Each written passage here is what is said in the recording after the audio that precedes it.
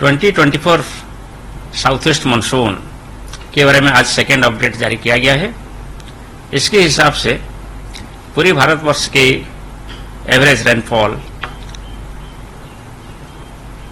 सामान्य से 6% ज्यादा होने का संभावना है।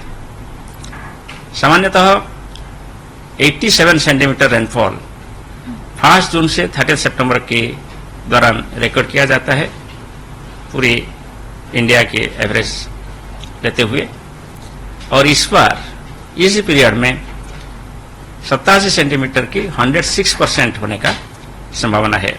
और हमारा ये जो मॉडल है इसका एरर होता है ±4%, यानी 106% ±4% रेनफॉल होने का पूर्वानुमान किया गया है। रेनफॉल डिस्ट्रीब्यूशन देखें पूरी कंट्री में, जैसे हमने पहले चरण में 15 अप्रैल को बताया था, अभी पूर्वानुमान इसी तरीका का है। लगभग अधिकांश जगह में नॉर्मल से एबव नॉर्मल रेनफॉल होने का संभावना है। सिर्फ नॉर्थ ईस्ट इंडिया और ईस्टर्न इंडिया के कुछ हिस्से जैसे कि उड़ीसा और इसके आसपास Gangetic West Bengal, south Jharkhand और छत्तीसगढ़ के कुछ हिस्से में, नॉर्थ वेस्ट इंडिया का जम्मू एंड कश्मीर, लद्दाख, हिमाचल प्रदेश और उत्तराखंड के कुछ हिस्से में बिलो नॉर्मल रेनफॉल प्रोबेबिलिटी का पूर्वानुमान किया गया है। जी सर, क्या कुछ चेंजेस हैं मॉनसून आने को लेकर, या वही जो तय समय से के मुताबिक ही आएगा? मॉनसून यूजुअली 1 जून को केरल के पास पहुंचता है। हमने मई 15 को ये जानकारी दिए थे कि इस बार मानसून 31 में ±4 डेज में केरल के पास पहुंच सकता है।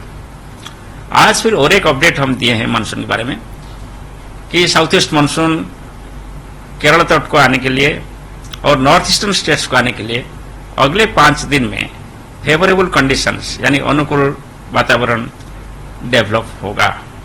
जी। इसका मतलब है कि नॉर्मल डेट के आसपास मानसून पहुंचेगा। सर, नॉर्थ इंडिया में काफी इस वक्त गर्मी पड़ रही है, तो यहाँ पर मानसून कब तक आने का? नॉर्थ वेस्ट इंडिया में अभी heat wave to severe heat wave condition चल रहा है, और ये जो स्पेल है शुरू हुआ था 16 मई को, धीरे धीरे राजस्थान में डेवलप हुआ। इसके बाद Gujarat, Punjab, Haryana, Chandigarh, Delhi, west UP, even some parts of Jammu और मध्य प्रदेश को स्प्रेड हुआ है। अभी जो हमारा पूर्वानुमान है 30 मई को एक western disturbance north west India को प्रभावित करेगा। इसके वजह से अरेबियन सी में भी मॉइस्चर नॉर्थ वेस्ट इंडिया की तरफ आने की संभावना है। इसको देखते हुए हम आज पूर्वानुमान किए हैं कि 29 तारीख तक ये heat wave to severe heat wave condition जारी रहेगा, और 30 तारीख से ये कंडीशन में इंप्रूवमेंट होगा, यानी हीट वेव कंडीशन रिड्यूस होगा। मानसून तो बहुत दूर है अभी, यूजुअली 29 जून होता है नॉर्मल डेट दिल्ली में मानसून पहुंचने के लिए, इसलिए इसके साथ मानसून ऑनसेट का कोई रिलेशन अभी दिखाई नहीं दे रहा है। सर, जून में भी आपने हीट वेव को लेकर ब्रीफिंग की, तो जून में क्या स्थिति रह सकती है हीट वेव?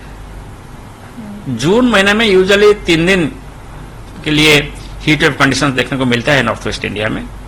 इस बार जो पूर्वानुमान आज जारी हुआ है इसके हिसाब से अगले 2-3 दिन ज्यादा हीट वेव कंडीशंस देखने को मिल सकता है, यानी 4 से 6 दिन या 7 दिन तक heat wave condition north east India में जून महीने में इस बार देखने को मिल सकता है। सर, टेम्परेचर कितना जा सकता है हाईएस्ट? टेम्परेचर तो यूजुअली पीरियड में 40 to 45 डिग्री सेल्सियस तक हो सकता है, मगर डे बाई डे में कौन सा जगह में कितना टेम्परेचर होगा इसका जानकारी हम देते हैं अगले 7 दिन के लिए। वो पूर्वानुमान हम 7 दिन के अंदर हर दिन अपडेट करते रहते हैं। जी सर, क्योंकि कई जगहों पर, कई राज्यों में 50 डिग्री तक भी तापमान पहुंच रहा है, तो ये बना रहेगा, इससे कम जाएगा या ऊपर? जी, मई महीना जो होता है वो हॉटेस्ट मंथ होता है जैसे राजस्थान के लिए, तो इसलिए इस बार ऑलरेडी टेम्परेचर ऐसे रिकॉर्ड हुआ है, और जब तक मानसून नहीं आता है तब तक कंडीशन ऐसे फेवरेबल रहता है कि हायर टेम्परेचर और हीट वेव कंडीशन डेवलप करने के लिए, अनलेस कोई वेस्टर्न डिस्टर्बेंस आ जाए। जी, जैसे अभी एक वेस्टर्न डिस्टर्बेंस आकर ब्रेक दे रहा है और टेम्परेचर फॉल होगा। सर, एक साइक्लोन भी है जो बंगाल में दिख रहा है, उसको लेकर क्या अपडेट है? जो साइक्लोन है, जो सीवियर साइक्लोन स्टॉर्म बंगाल की खाड़ी में डेवलप हुआ था, जिसका नाम था रिमाल, वो 26 तारीख मिडनाइट में बांग्लादेश और वेस्ट बंगाल कोस्ट को हिट करते हुए नॉर्थवर्ड गति किया। और अभी इसका स्टेटस ये है कि बांग्लादेश में ये केंद्रीभूत है और इसका विंड स्पीड अभी 60 to 70 km/h, gusting to 80 km/h चल रहा है। धीरे धीरे आज रात में एक डीप डिप्रेशन में परिणत होगा। विंड स्पीड 50 से 60 km/h, गस्ट में 70 km/h हो जाएगा। फिर कल शाम तक ये वीक होते हुए एक लो प्रेशर सिस्टम में डेवलप हो जाएगा और ये नॉर्थ ईस्टर्ड मूव कर रहा है, इसलिए इसका जो एडवर्स इम्पैक्ट है अभी जारी है वेस्ट बंगाल में। वो कोस्टल डिस्ट्रिक्ट जो कि बांग्लादेश को लगे हुए हैं, जैसे कलकत्ता, नदिया, मुर्शिदाबाद और साउथ 24 परगना, नॉर्थ 24 परगना, मगर धीरे धीरे यहाँ इम्पैक्ट कम हो जाएगा। रेनफॉल जारी है, रेनफॉल कम होता रहेगा, विंड स्पीड कम होता रहेगा। मगर जो नॉर्थ ईस्ट स्टेट्स है जैसे असम, मेघालय, अरुणाचल प्रदेश, नागालैंड, मणिपुर, मिजोरम, त्रिपुरा, वहां बारिश शुरू हो गया है, बारिश जारी रहेगा। Heavy to very heavy rainfall हो सकता है आज और कल, और एक्सट्रीमली हेवी रेनफॉल भी सम प्लेसेस में रिकॉर्ड हो सकता है। इसलिए हम red colour warning north eastern states के लिए भी जारी किए हैं। सर एक सवाल और, जब आपने ब्रीफिंग दी होने के दौरान उत्तर पश्चिमी भारत के अधिकांश इलाकों में और मध्य प्रदेश के इलाकों में भी काफी गर्मी पड़ेगी, इससे लेकर बुजुर्गों को, कई लोगों को लिए चेतावनी जो आपने जारी की है सावधानी के लिए। हाँ, हमने ये इन्फॉर्मेशन देना चाहता हूँ कि जैसे हम अब प्रेडिक्ट कर रहे हैं कि जून महीने में नॉर्थ वेस्ट इंडिया में नॉर्मल से ज्यादा हीट वेव कंडीशन रहेगा और टेम्परेचर नॉर्मल से ज्यादा रहने की संभावना है, इसलिए हम लोग सभी प्रिकॉशनरी मेजर रहना चाहिए, जैसे कि हम हीट वेव में प्रभावित न हो।